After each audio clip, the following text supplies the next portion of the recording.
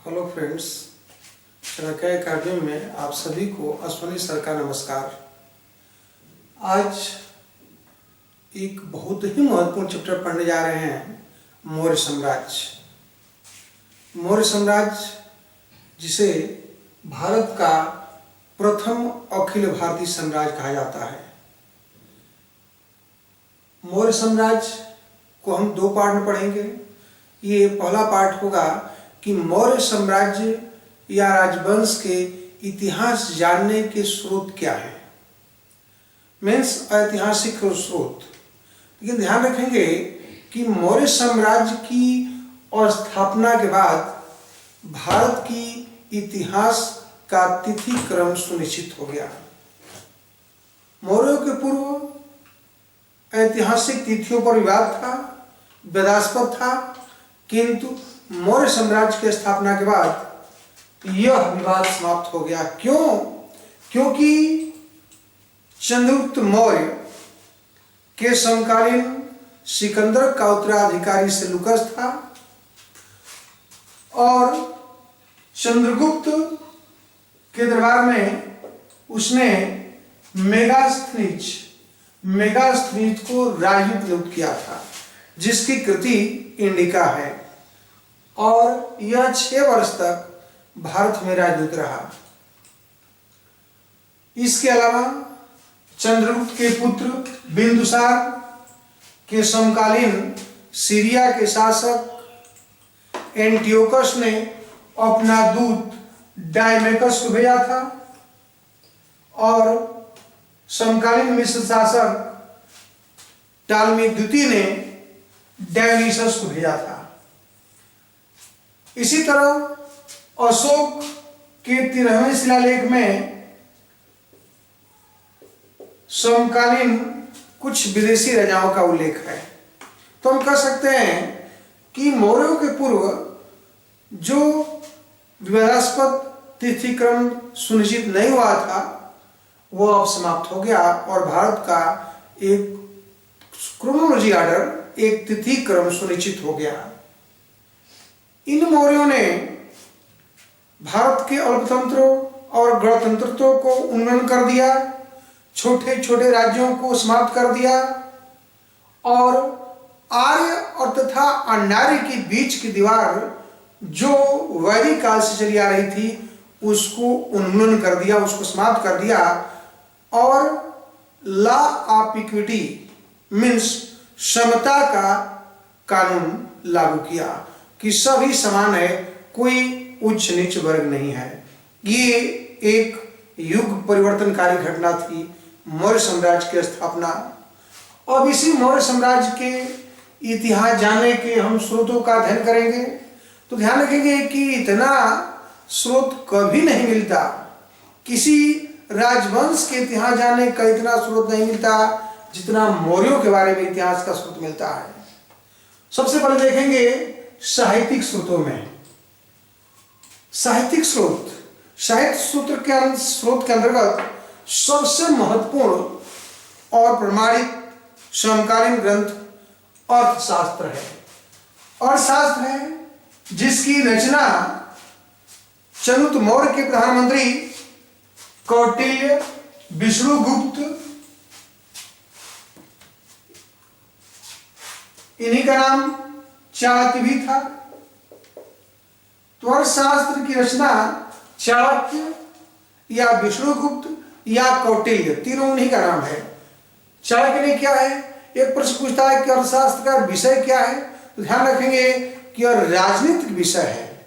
हम कह सकते हैं कि अर्थशास्त्र राजनीति शास्त्र का प्राचीनतम ग्रंथ है जो गद्य तथा पद दोनों में है और इसी की तुलना अरस्तु की रचना पॉलिटिक्स तथा मैकियावली की रचना प्रिंस से की गई है। ध्यान रखेंगे अर्थशास्त्र की तुलना अरस्तु की पुस्तक पॉलिटिक्स और मैकियावली की पुस्तक प्रिंस से की गई है। इसी तरह मुद्राक्षस ये विशाख दत्त की रचना है और ध्यान रखेंगे कि इसे प्राचीन भारत का प्रथम जासूसी नाटक माना जाता है।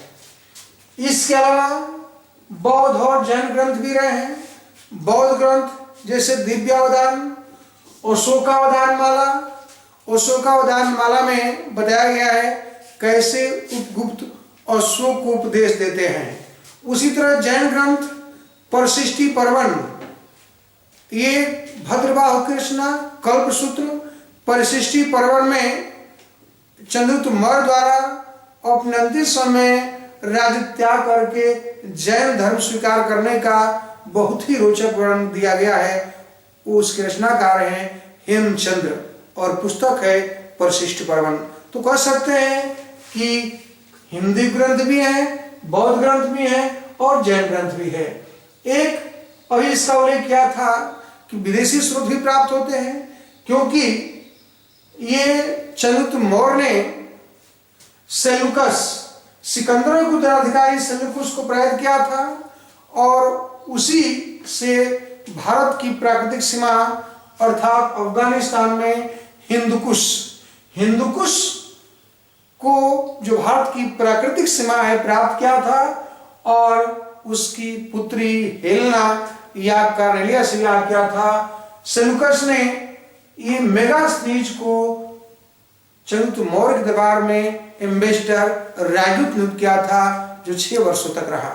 उसी तरह उल्लेख किया गया है कि चंद्रगुप्त मौर्य के पुत्र बिंदुसार ने सीरिया के शासक एंटियोकस तथा मिस्र के शासक टॉलमी द्वितीय से संबंध बनाए रखा और उन लोगों के यहां से मीन्स सीरिया से डायमेकस और मिस्र से डायोनिसस उसके दरबार में राजदूत रहे।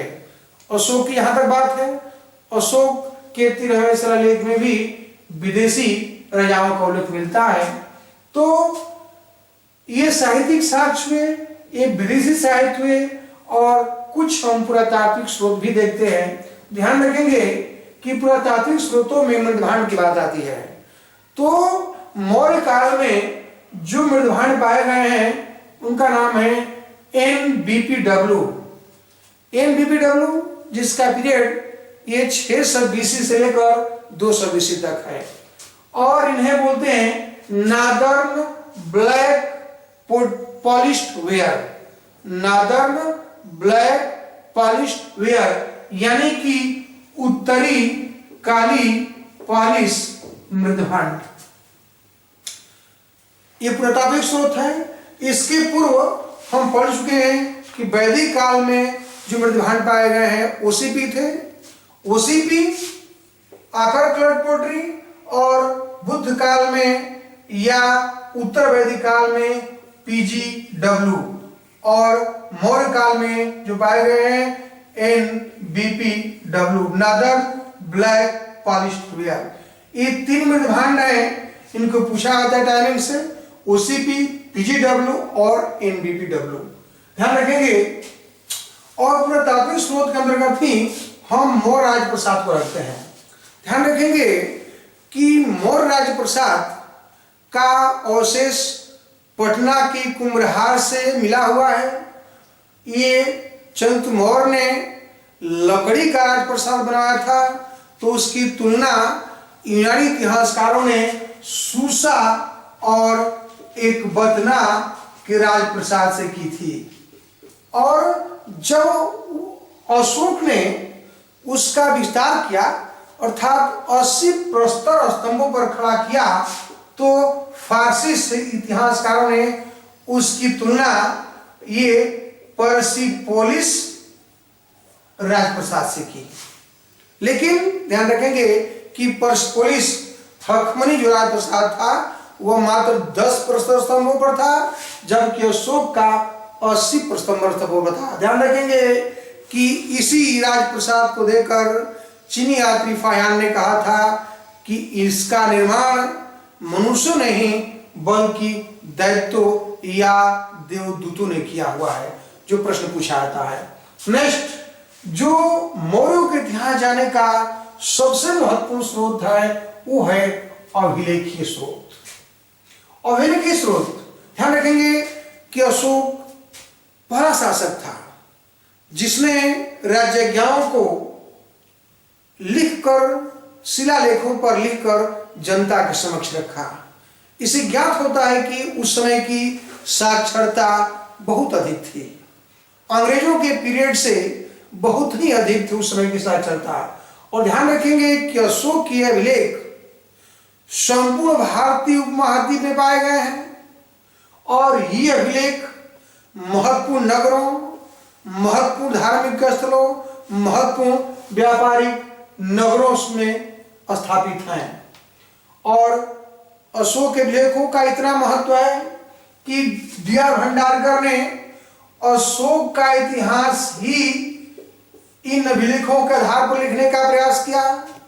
इस अभिलेख की खोज 1750 में टिम फैंथलर ने किया था और इसे सर्वप्रथम पढ़ने का श्रेय जेम्स प्रिंसप को है।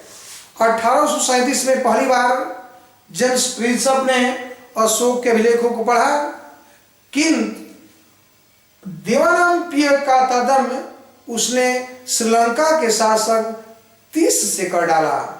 ध्यान रखेंगे कि देवानंपिय अशोक अपने अपने लेखों में करता है और अंत में 1915 में टर्नर महोदय ने इन देवानंपिय का तारतम्य अशोक से स्थापित किया था।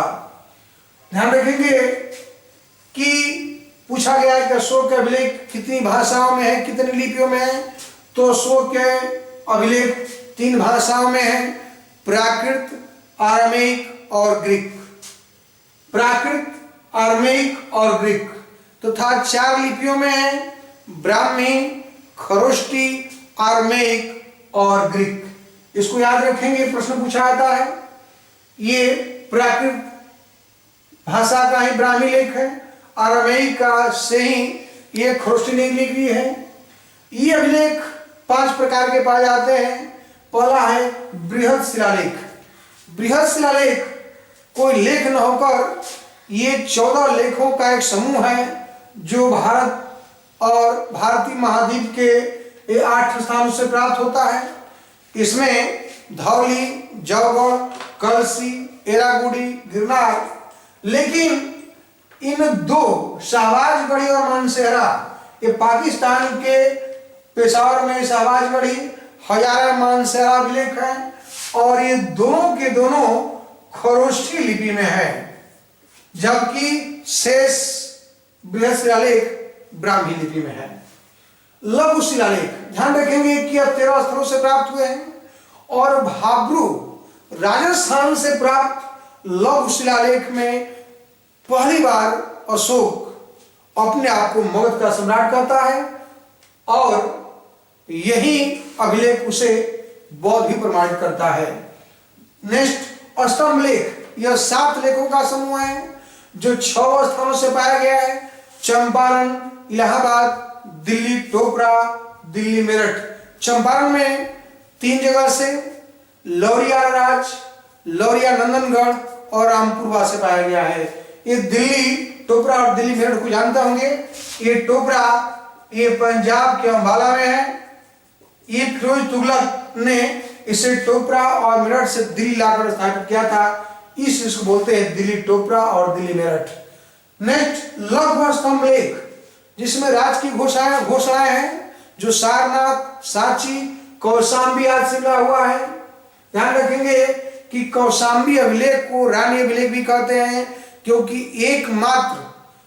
एकमात्र उसकी रानी करवाकी का उल्लेख इसमें हुआ है, इसलिए करवाकी को मीन्स कौशाम्बी अभिलेख को रानी अभिलेख भी कहते हैं। आप लोग देखे होंगे फिल्म द ग्रेट अशोका में ये जो शाहरुख व करीना अभिनीत फिल्म है उसमें करीना कपूर का नाम ये करवाकी रखा गया है, तो यही इसको रानी लेख भी कहते हैं। और रुमनदेही जहां भगवान बुद्ध का जन्म हुआ था, अपने राज्याभिषेक के 22वें वर्ष में अशोक रुमनदेही गया था और उसने बुद्ध के प्रति अपार श्रद्धा रखने के कारण वहां के बलि कर को 1/8 कर दिया था, लेकिन पूरा माफ नहीं किया था। इससे प्रमाणित होता है कि मौर्य साम्राज्य में कर का कितना महत्व था। इसी तरह इसी श्रेणी में तक्षशिला, तख्त लघमान काबुल, सरेकुना कंधार का अभिलेख है। सरेकुना अभिलेख जो है द्विभाषिक है, ग्रीक और अरामाइक में है, जबकि तक्षशिला और लघमान ये अरामाइक लिपि में है। इसी तरह पांचवा है गुहा लेख, जो गया जिले के बराबर और नागार्जुन पहाड़ियों में पाया गया है। अशोक और उसके पौत्र दशरथ द्वारा आजीवक संप्रदाय को दान दिया गया है, जिसका नाम है सुदामा, कर्ण चोपड़ा, विश्व झोपड़ी, लोमस ऋषि, वाहिक, बड़थिकात। और एक अभिलेख जो जूनागढ़ अभिलेख है, एकमात्र अभिलेख है जो चंद्रगुप्त मौर्य के बारे में उल्लेख करता है। कहता है कि चंद्रगुप्त मौर्य के मंत्री पुष्यगुप्त ने सुदर्शन झील का निर्माण कराया था, जो एकमात्र प्रमाणित जूनागढ़ अभिलेख है। और ये शक शासक रुद्रदामन का है, जो संस्कृत का सबसे प्राचीन अभिलेख है। धन्यवाद।